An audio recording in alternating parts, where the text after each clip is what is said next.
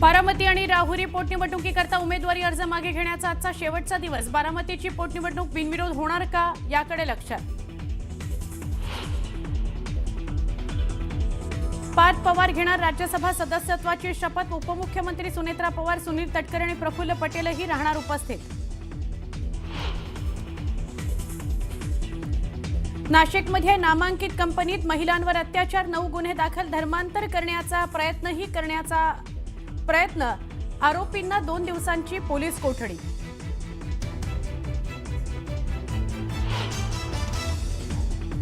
धारावी कोळीवाड्याच्या सीमा लवकरच निश्चित होणार। सीमा निश्चितीसाठी फडणवीस सरकारचा महत्त्वपूर्ण निर्णय। विभागीय आयुक्तांच्या अध्यक्षतेखाली समितीची स्थापना।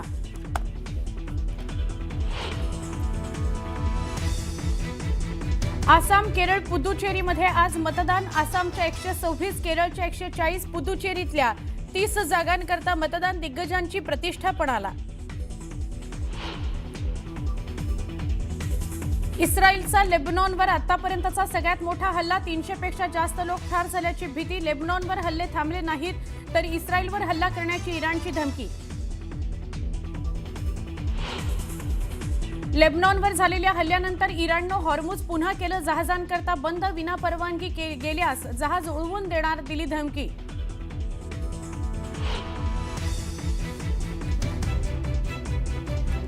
इराणच्या तेल प्रकल्पांवर शस्त्रसंधीनंतरही हल्ला। प्रत्युत्तरादाखल इराणचंही कुवेत आणि सौदीच्या तेल प्रकल्पांवर मोठे हल्ले।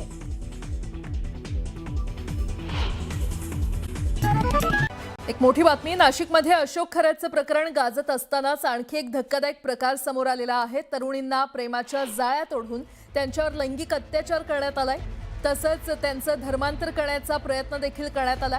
पीडित तरुणीचं कार्यालयात लैंगिक शोषण करण्यात आलं होतं आणि त्यांच्यावर अश्लील शेरेबाजी करण्यात आली। तर या प्रकरणी पीडित तरुणींनी कार्यालय प्रमुखांकडे तक्रार केली होती, पण त्याची दखल घेण्यात आली नाही आणि त्यामुळे आरोपीचं फावलं। एका बहुराष्ट्रीय कंपनीत हा प्रकार घडलाय। या प्रकरणी 6 जणांवर पोलिसांनी गुन्हा दाखल केलाय। आरोपींना खरं तर पोलिसांनी 2 दिवसांची पोलीस कोठडी सुनावली आहे।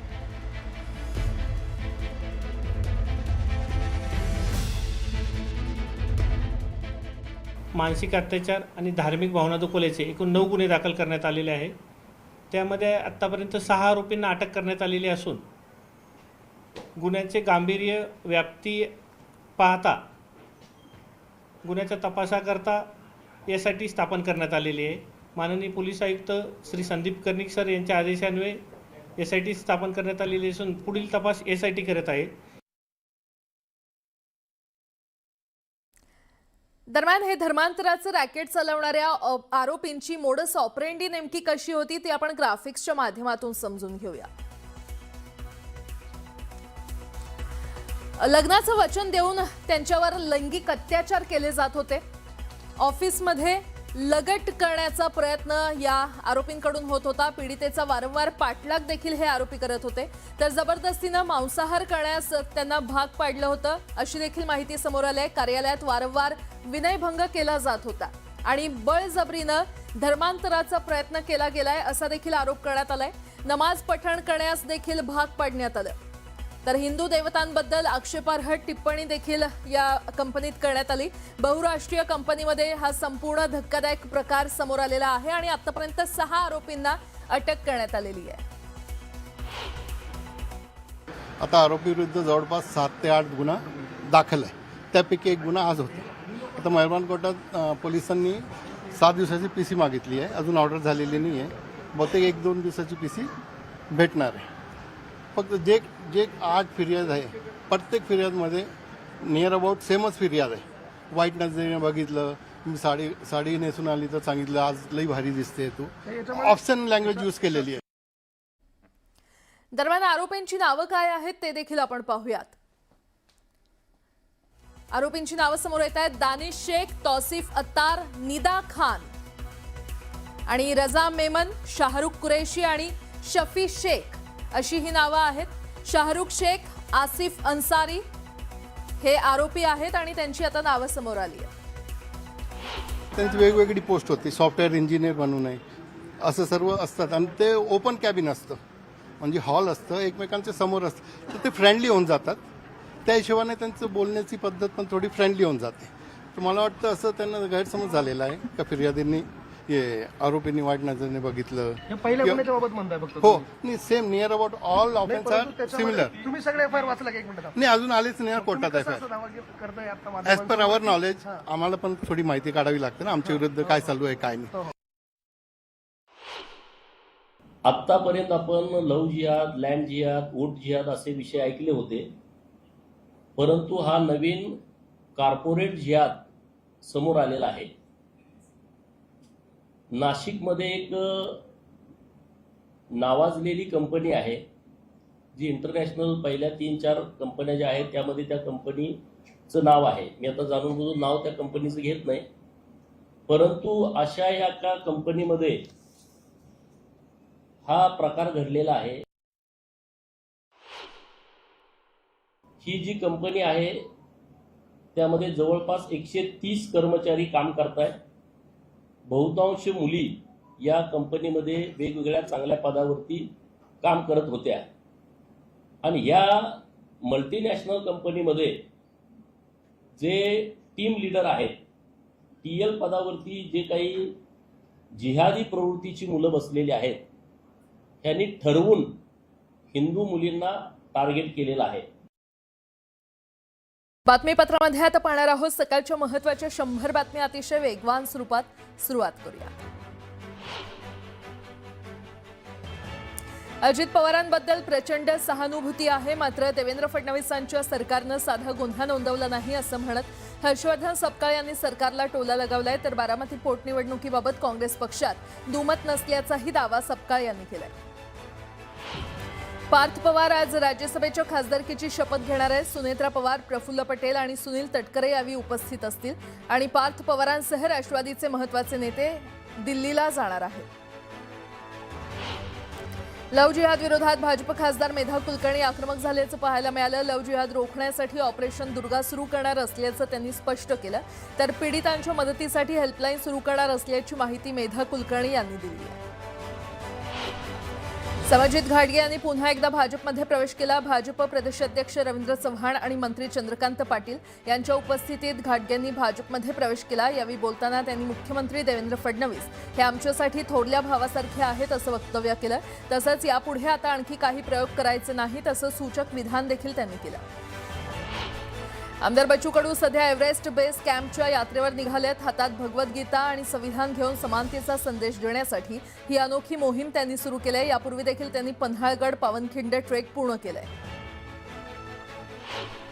अंधेरी पूर्वमध्ये सुरू असलेल्या विकास कामांचा महापौर रितू तावडे यांनी आढावा घेतला. पाणी टंचाई, रस्ते, नाले आणि अंधेरी सबवेतील पाणी साचण्याच्या समस्यांवर तातडीनं उपाययोजना करण्याचे आदेश देण्यात आलेले आहेत. मरोळ रुग्णालय पुनर्विकास, शाळांची दुरुस्ती आणि कोंडीविटा नाल्याचं काम पावसाळ्यापूर्वी पूर्ण करण्याच्या सूचना रितू तावडेंनी दिल्या.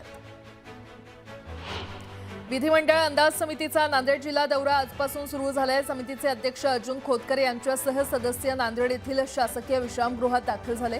ही समिती 10 एप्रिलपर्यंत जिल्ह्यातील विविध विकास कामांची पाहणी करणार असून संबंधित अधिकाऱ्यांकडे माहिती घेणार आहे. या दौऱ्यात विविध विभागांच्या कामांचा आढावा घेतला जाणार आहे.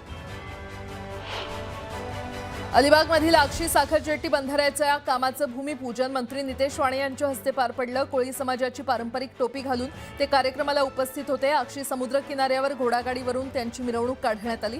मुरुड आणि अलिबाग जेट्टीसाठी 350 कोटींचा निधी मंजूर करण्यात आलाय. अशोक खरात प्रकरणातील व्हिडिओ टेलिग्रामवर विक्री होत असल्याची माहिती सूत्रांनी दिली आहे. व्हिडिओ पाहण्यासाठी इच्छुकांकडून प्रत्येकी 20 ते 50 रुपये आकारले जात असल्याची माहिती आहे. पैसे मिळाल्यानंतर संबंधितांना व्हिडिओ पाठवले जात होते.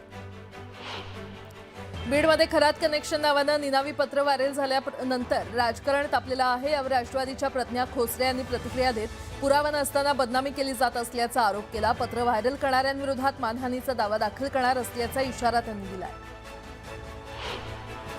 नाशिकमधील नामांकित कंपनीमध्ये महिलांवर अत्याचार प्रकरण उघडकीस आलंय. विनयभंग, लैंगिक आणि मानसिक अत्याचार तसंच धार्मिक भावना दुखावल्याचा प्रकार समोर आलाय. या प्रकरणी मुंबई नाका पोलीस स्टेशनमध्ये 9 गुन्हे दाखल करण्यात आले तर 6 आरोपींना अटक करण्यात आली आहे. तर सहाय्यक पोलीस आयुक्त संदीप मिटकेंच्या अध्यक्षतेखाली SIT स्थापन करण्यात आली आहे. नवी मुंबईच्या दिघ्यात यादवनगर परिसरात एका तरुणानं स्टंटबाजी केल्याचा व्हिडिओ व्हायरल झालाय. वाहतुकीचे नियम तोडत केलेल्या या स्टंटमुळे नागरिकांनी संताप व्यक्त केला. संबंधितांवर कडक कारवाई करण्याची मागणी स्थानिकांनी केली. कांदिवलीमध्ये दुकानाच्या गुजराती फलकावरून मनसे आक्रमक झाल्याचं पाहायला मिळालं. यानंतर 7 दिवसांच्या आत फलक मराठीत बदलण्याचं आश्वासन दुकानदारांनी दिलं. मुंबईतील बोरिवलीच्या संजय गांधी राष्ट्रीय उद्यानात बिबट्यांची शिकार केल्याचं उघड झालं. या प्रकरणात वनविभागानं 6 जणांना ताब्यात घेत चौकशी केली आहे. चौकशीत आरोपींनी बिबट्याची शिकार केल्याची कबुली दिली आहे. त्यांच्याकडून बिबट्याची हाडं, सापळे आणि इतर साहित्य जप्त करण्यात आलंय. सुनावणी दरम्यान एका आरोपीला जामीन मंजूर करण्यात आलाय, तर इतर 5 आरोपींना न्यायालयीन कोठडी सुनावण्यात आली आहे. मीरा भाईंदरमधील कचरा आणि मातीचं मिश्रण मुंबईच्या गोराई परिसरात टाकल्याचा प्रकार समोर आलाय. खत म्हणून वापरासाठी हे मिश्रण आणलं होतं, पण दुर्गंधी पसरल्यानं स्थानिकांनी तक्रार केली. प्रकरण उघड होताच जमीन मालक आणि कंत्राटदारावर गुन्हा दाखल करण्यात आलाय. पनवेलमध्ये भाजपचा वर्धापन दिन उत्साहात साजरा करण्यात आला. यावेळी प्रीतम म्हात्रे यांच्या नेतृत्वात रोजगार सप्ताह उपक्रम आयोजित करण्यात आला होता. या माध्यमातून स्थानिक कंपन्या आणि बेरोजगार तरुणींच्या रोजगाराच्या संधी उपलब्ध करून दिल्या गेल्या. या कार्यक्रमाला भाजप पदाधिकारी आणि कार्यकर्त्यांनी मोठ्या संख्येनं उपस्थिती दर्शवली.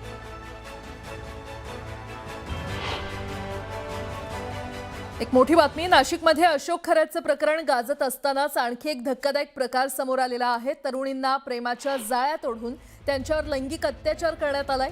तसंच त्यांचं धर्मांतर करण्याचा प्रयत्न देखील करण्यात आला. पीडित तरुणीचं कार्यालयात लैंगिक शोषण करण्यात आलं होतं आणि त्यांच्यावर अश्लील शेरेबाजी करण्यात आली.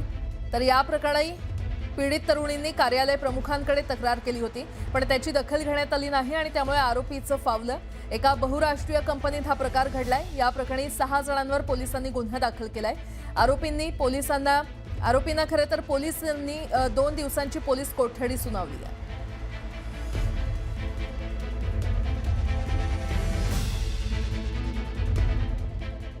मानसिक अत्याचार आणि धार्मिक भावना दुखवल्याचे एकूण 9 गुन्हे दाखल करण्यात आलेले आहे. त्यामध्ये आत्तापर्यंत 6 आरोपींना अटक करण्यात आलेली असून गुन्ह्याचे गांभीर्य, व्याप्ती पाहता गुन्ह्याच्या तपासाकरता SIT स्थापन करण्यात आलेली आहे. माननीय पोलीस आयुक्त श्री संदीप कर्णिक सर यांच्या आदेशान्वये SIT स्थापन करण्यात आलेली असून पुढील तपास SIT करत आहे.